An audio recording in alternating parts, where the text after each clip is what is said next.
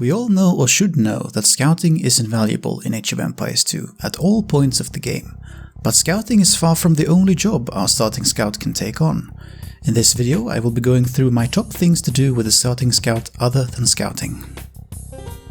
Number 5. Deny relics and kill monks. This is definitely something you should keep in mind to do when playing on Arena, a map where scouting possibilities are limited and relics are often sought after early on. A monk is one of the most valuable units in the game. He costs 100 gold and can potentially give the player huge value in conversions. So if you manage to use your starting scout to kill one of these while they try to fetch a relic early in the game, it is an amazing trade of value for you. On most maps, players are not likely to go for relics early, however, which puts this task for the starting scout only on place 5 in this list. Number 4. Pick off vulnerable villagers. Unlike number 5, this opportunity is much more useful since it can more likely be used on any land or hybrid map.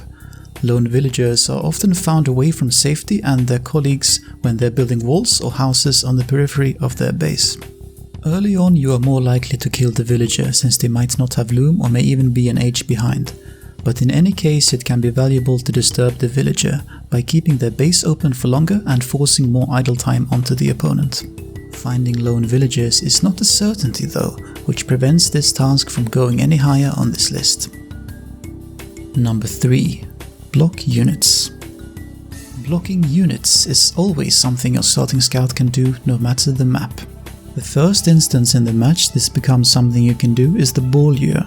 You can use the scout to block the ball from getting any damage in on your ball luring villager, although this can be accomplished using herdables as well. What herdables can't accomplish, however, is using this tactic with your enemy's ball lure, which is also an option if you're feeling cheeky. Then you'd be blocking the villager instead of the boar, of course.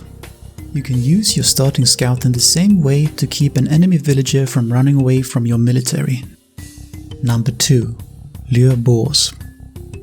Luring boars with your scout instead of a villager is something you might want to do on water maps and closed maps, such as islands or arena, where scout HP is not as important. Luring the boar with a scout means you can maximize your economy efficiency by reducing villager walking and idle time. On other maps you can of course still use the starting scout to lure boars if they are neutral boars far away, or even the opponent's boars if you feel so inclined. Number 1. Push deer. On first place we have the thing I consider to be the most useful and valuable task for the scout other than scouting: pushing deer. This is something you can choose to do no matter the map or match, provided the map gives you a patch of huntable animals. It is often done when going for greedy build orders like a quick fast castle or when playing in pocket position in team games.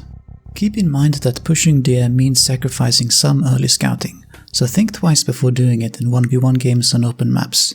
Pushing deer is nonetheless a brilliant solution if you've lost a boar or want an extra early food boost. That was my top 5 things to do with your starting scout other than scouting.